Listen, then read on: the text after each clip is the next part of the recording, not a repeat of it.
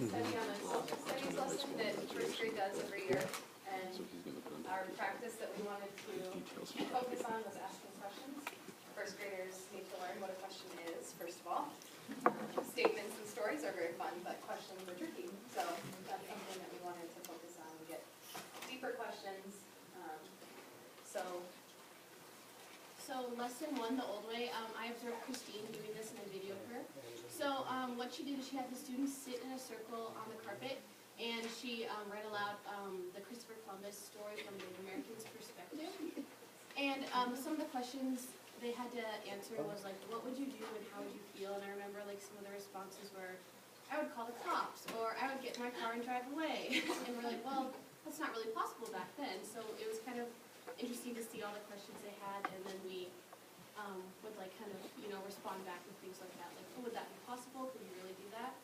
And so then the students discussed their thoughts as a whole group, and then they wrote out what they felt, and the actions they would take in their social studies journals. So it's quite a long video, so we'll just watch it for a little bit, but Christine's awesome. Back up.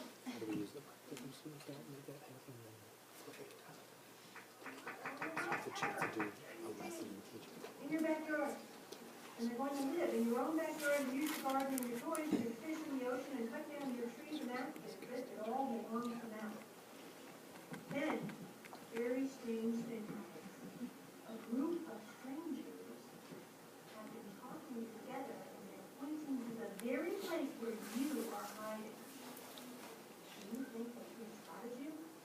Yes. They're coming right towards you, talking and smiling. You don't know what to do. Should you run? Call for help? Stay perfectly still? So that's the text that we all have that we read aloud, and most of us in the past have just read it aloud to the group, and then they ask those questions. So after looking at asking questions, we thought, okay, what could we do to make this lesson a little bit better? I'll flip back to the slide in a second, but I found this picture to prompt some questions. So for our second lesson,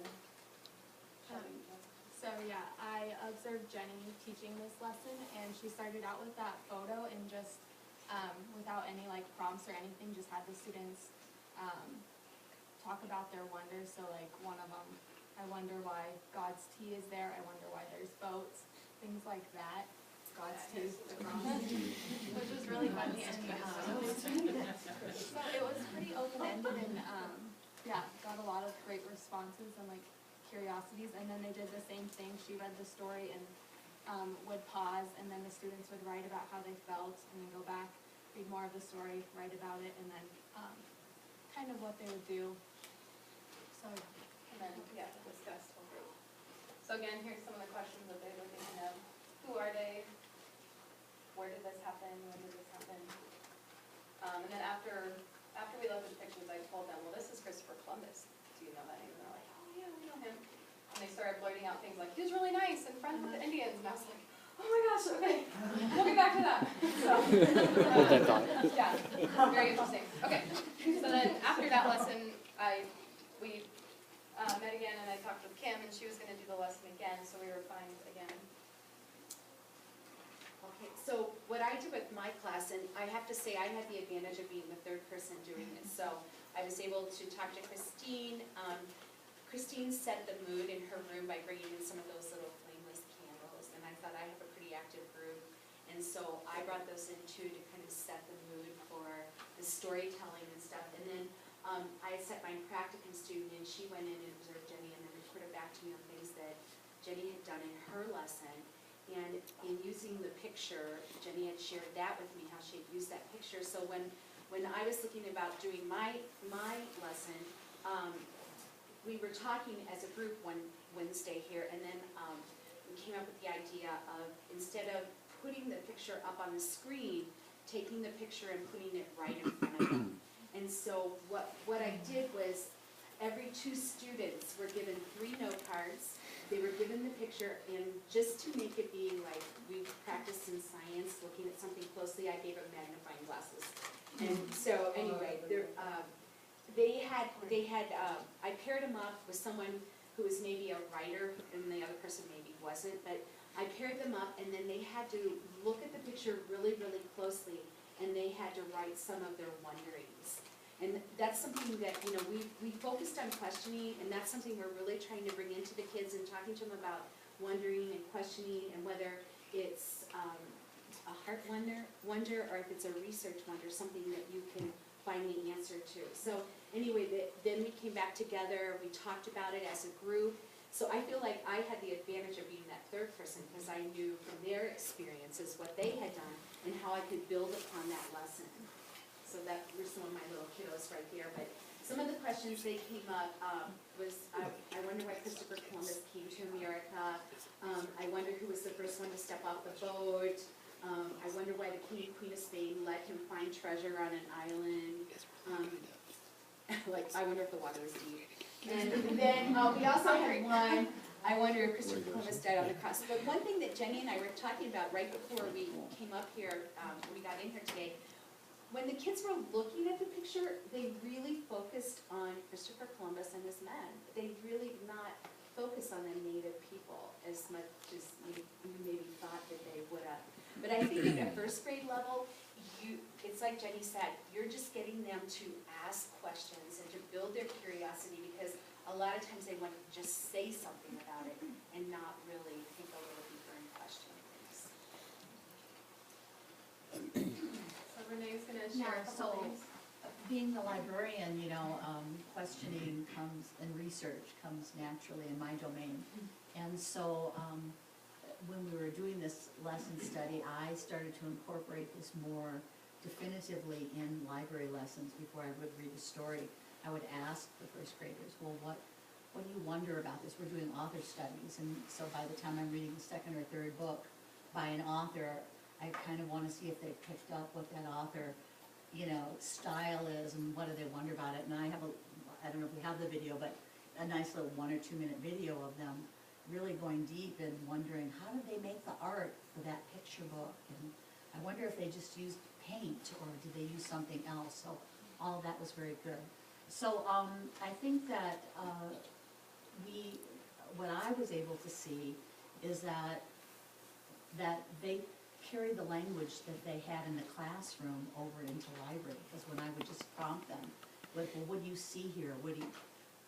What they were seeing in Kim's class, the questions that she was helping them articulate, they were very comfortable articulating in library, in another setting, in another domain, in another area. So transferability of this kind of thinking was evident.